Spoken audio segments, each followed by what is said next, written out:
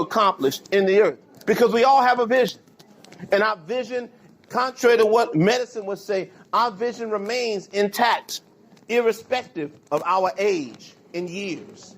Because even if our physical eyes might fail, our spiritual eyes stay in complete focus. And they're always looking down the road to glory. They're either looking to Jesus, who's the author and finisher of our faith, or they're looking to the circumstances and trying to figure out the next move. We're in wartime, church. Spiritual warfare and souls are at stake. And when you're in war, you have to have a strategy.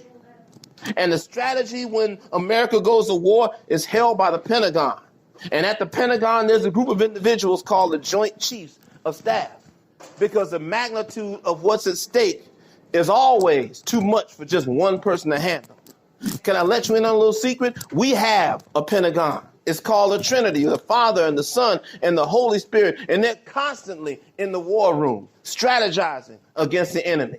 And the Holy Spirit is constantly giving us updates on where we're supposed to go, constantly giving us downloads of what we got to do next, constantly giving us words to say and thoughts to think and actions to take. But oftentimes we short circuit them because our eyes not on the map. We're not watching the strategy. We're not watching the battles unfold. We're not watching what's happening.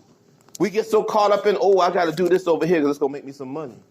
Or we get so caught up in, hey, she looks good, or hey, he looks good, that we're not paying attention to what God is calling us to do. We have to remember that God has called and equipped us to make a difference in the kingdom. He's called and equipped us to have dominion over the enemy. And we've got to walk by faith as we pursue his vision, because as we walk by faith and pursue God's vision and not by sight, we draw people to us. Jesus said that if I be lifted up, I'll draw all men unto me. All he needs us to do is lift. But we make the mistake of trying to lift the wrong way. I remember when I first started lifting at the gym and I hurt myself, the doctor said the reason why you hurt yourself is because you were lifting the wrong way.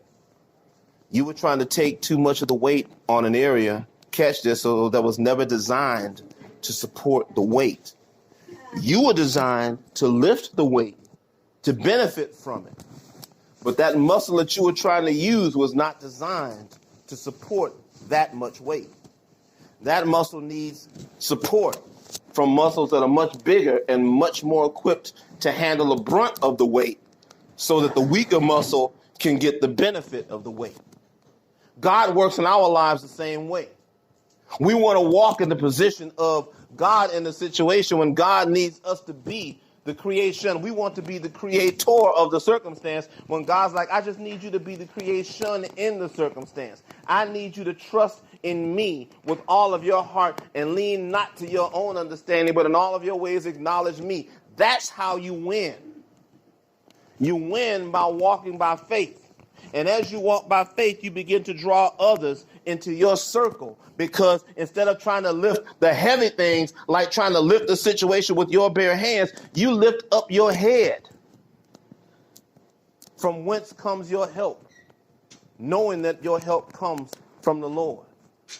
Because when we realize that the Lord is the shade of our right hand, when we realize that he's our shelter and he's our power, we can lift our head in circumstances where everybody have their head hung down.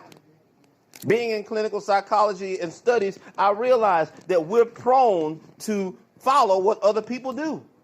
So if somebody sees you lifting your head in a situation where everybody else's head is hung down because they think they're defeated, they see you, it's human nature for them to lift their head too. So when their heads are now lifted and their attention is now drawn towards God, because you and I are walking behind God, following his vision instead of walking by sight, now we're making progress because we have people's attention, and God has people's attention through us to make a difference so that we can gain ground in the warfare. Because the enemy is no respecter of person. He's equal opportunity. He's trying to take us all out. God is no respecter of person either. He'll minister to any and everybody because he loves us all just that much. Which leads us to our last point, and then I'm done. And the last point and way that we can take an active stand to represent God and his kingdom in the earth is by taking dominion as a conqueror, because this church is the main event.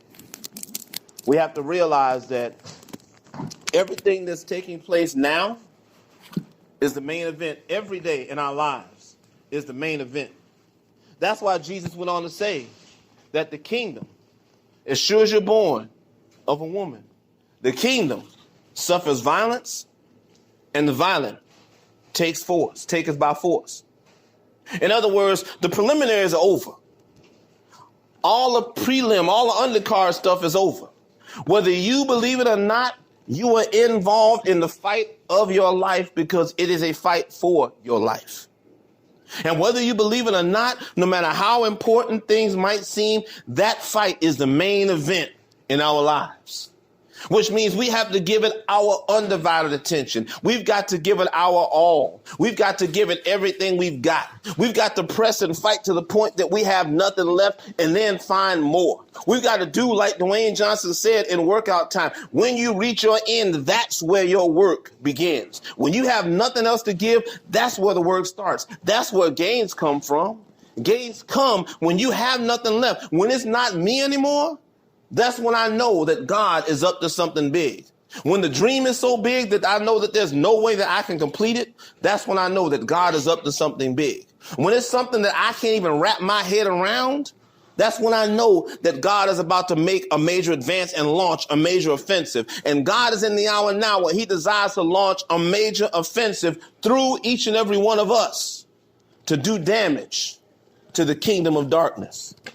And you might say, well, preacher, I can't do it. I'm of a certain age. I'm of a certain health capacity. I'm of a certain this. I'm of a certain that. God is asking you the same question he asked of me while I gave him all the reasons why I couldn't while I was away. How bad do you want it? How bad do you want the victory?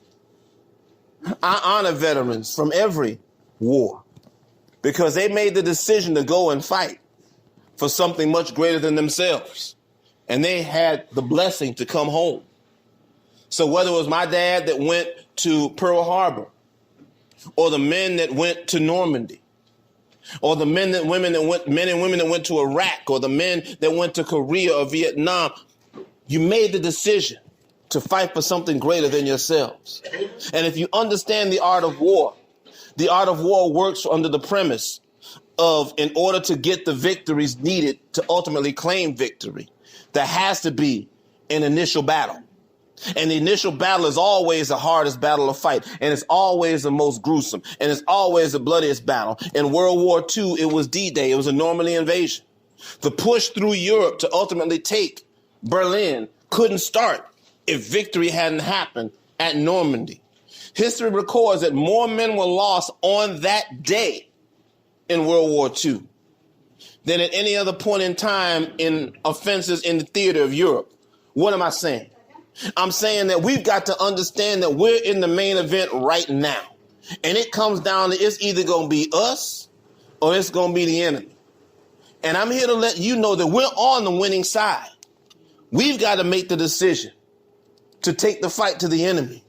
We've got to make the decision to declare to the enemy, Satan, this means war, no more with my family, no more with my health, no more with my finances, no more with my mind, no more. You take your hands off of everything that concerns me. You will not have any more advance in my life. You will not have any more victory in my life. You will not have any more access to my life because the kingdom has suffered violence long enough. It's time for the violent to take back what belongs to them by force. Whether you understand it or not, everything that's around us belongs to us. Because God, when he created man, gave us two simple mandates: be fruitful and multiply, and have dominion over the earth.